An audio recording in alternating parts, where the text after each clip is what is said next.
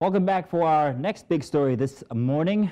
Rivers State's politics crisis assumed another twist on Wednesday. A very interesting one. After lawmakers loyal to Governor Siminalayi Fubara upstaged the Speaker of the House of Assembly, Honorable Amaewhule, whose leadership was recently charged by the All Progressive Congress in the state to impeach the governor. Now, in Amaewhule's place, the Assembly elected Honorable Victor Oko-Jumbo as the new Speaker. The fresh threat against Fubara had come after he said recently that the lawmakers who had constituted themselves an opposition in the state did not exist in the face of the law following a recent court order that nullified their seats after they defected from the People's Democratic Party to the APC. Now, the development prompted APC in the state, led by Tony Okocha, to direct the Assembly to impeach Fubara. The situation had since escalated in the state, with different interests rising in support of the governor. The unsavory state of play prompted the decision to elect Oko-Jumbo at the Assembly sitting held on Wednesday in Port Harcourt. Now, subsequently, the new Assembly leadership declared all actions taken by members of the faction led by Amaewhule as void and a nullity in the eyes of the law. And then in furtherance, called on Fubara to stop dealing with those it called former lawmakers who had lost their seats following their defection. At the same time, the PDP slammed APC over its directive to the 27 lawmakers in the Rivers State House of Assembly to impeach Fubara, saying the party should perish the idea.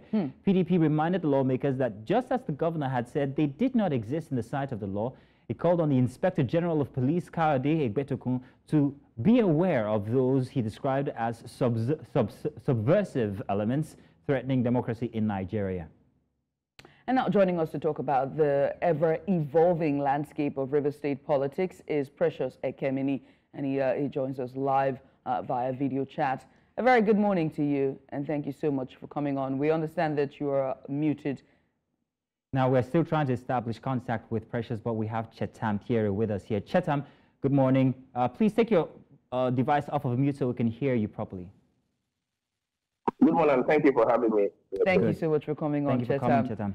Chetam, let's establish the legality or lack thereof of the factional assembly. Upon defection or defection, what becomes of the status of the lawmakers that defected? Okay. First of all, I'm going to, it's a progressive thing, you know, this also started from last year. And progressively, if you look at issues from what happened last year, you would agree with me that the moment these lawmakers decided to defect the APC, they automatically lose or lost their seat. And of course, we had the editor here who took over as Speaker of the House of Assembly. And within that period, a lot of things happened. But fast forward to sometime in February this year, there was a judgment from the Omotosho Court, the Omotosho in Abuja, the Federal High Court, which actually recognizes Amaewhule as Speaker and also declared that parties should return back to status quo and all that. And within that period, we saw the resignation of Edison, as well as we also saw the withdrawal of his mother in court. Now that naturally invalidates naturally invalidates the court order which had initially recognized him as Speaker of the House. So we all returned back to status quo. And what was the status quo? With Amaewhule as Speaker of the House.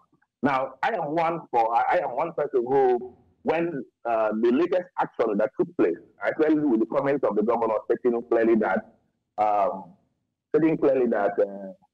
the House of Assembly is non-existent, that whatever they are, it is he will determine what happens and how they act.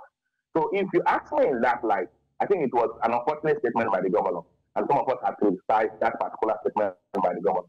But moving forward, we now saw a declaration of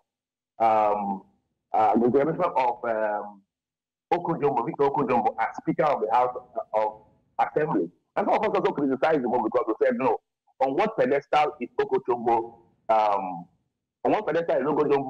speakership standing? And we can't find where exactly they are actually standing.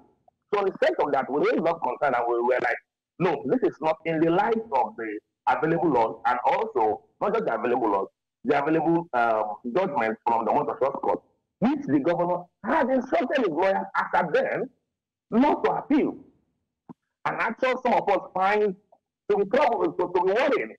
Now, in some cases, not to appeal those judgments, and they went for that not to appeal the judgment. So it's naturally just most of all judgments stood as the status quo of things, or how things should be done in the state.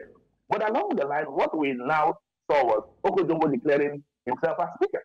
And I asked the question, on what pedestal is this standing? That the right thing to have been done is going to court, approaching the court, getting an order from court, trying to vacate what has been done by Omotosho, and stand on that particular status quo. But you cannot be standing on a mere surface, because you cannot put something on nothing and expect it to stand, which is what they have actually done with the declaration of Oko-Jumbo. Now, from what we see now, with the new order that was given yesterday by Justice Wale, you now get to see the kind of confusion that has been created, the legal confusion that has been created by this multiplicity of... Let me cut you there for a second there. Chetam, I need a bit of clarity. Now, are you saying that Oko-Jumbo is not rightfully supposed to be the speaker? Is that what you're saying? Specifically, if you can address that. Because you're talking about the return to status quo. So be clear, is he supposed to... I am laying the foundation.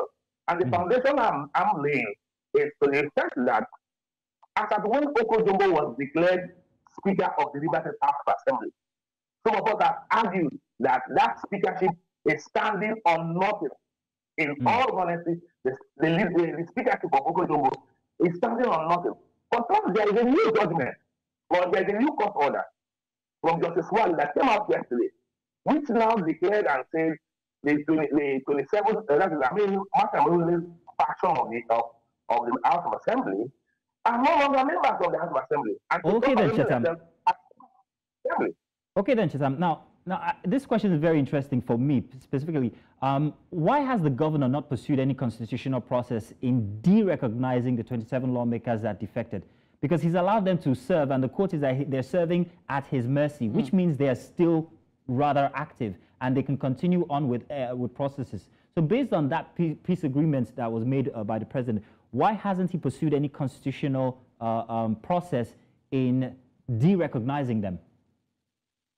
Now, this is where some of us faulted the actions of the governor, because we felt that the governor at some point became very docile with some of these issues, especially by instructing his lawyers not to appeal the matter, Justice Omotosho's judgment. You see, now I have said and I've argued and said that the peace pact signed by the governor with his friends in Abuja has no binding force on both himself and Rivers people.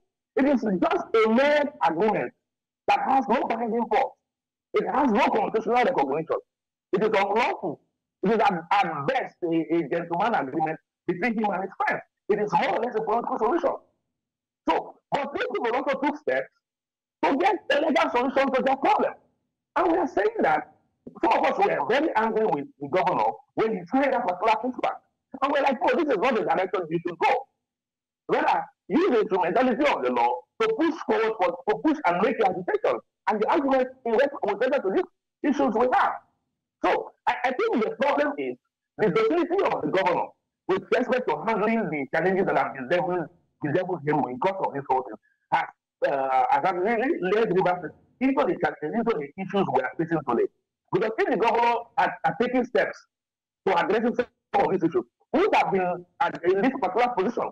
Because at the point you decided to say you're going to honor the gentleman agreement, you're a man of peace and all that. But at the end of the day, you started honoring the agreements you reached with these people. But along the line, when you saw that it was no longer favoring you, you made a U-turn and all that. So we became very angry and we're not happy with him deciding to honor that because we felt it wasn't in the best interest of the state.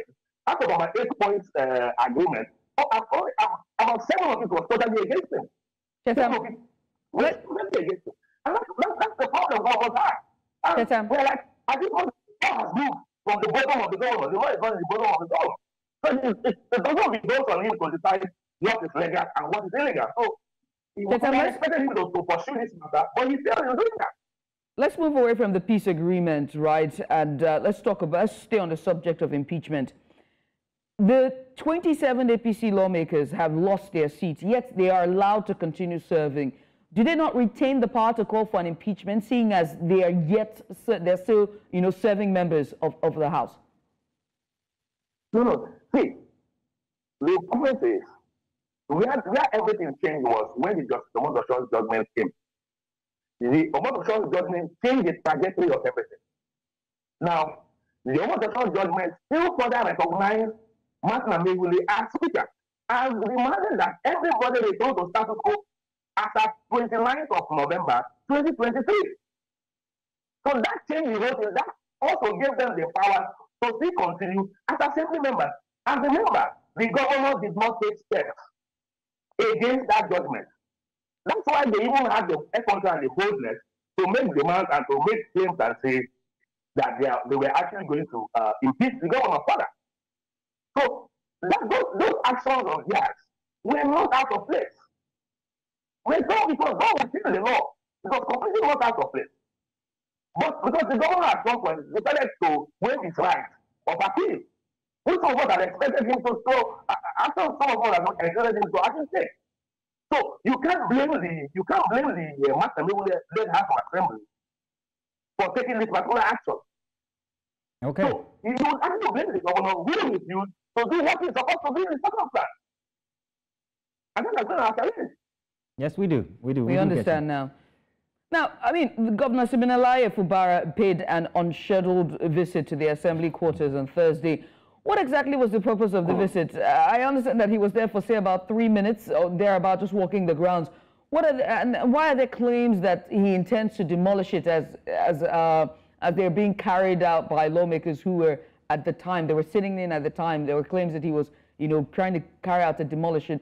Walk us through what's actually the details. Okay, I cannot particularly speak to the details of that particular visit, but from what we hear and some of the things we also read from the news and also see from the news too, it is quite clear that whether you like it or not, we know that the crisis in Rivers State is orchestrated by the FCC minister, who have also sponsored these Amaewhule factions of the assembly to create the chaos we have in Rivers State today.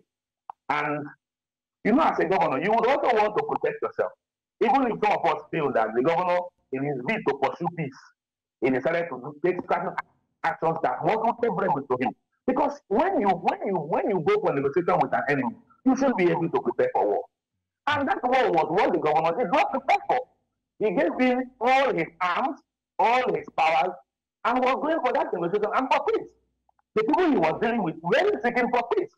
So remember, when they threatened to impeach him the first time, and they were still sitting, what did he do? He went ahead to demolish the Rivers State House of Assembly.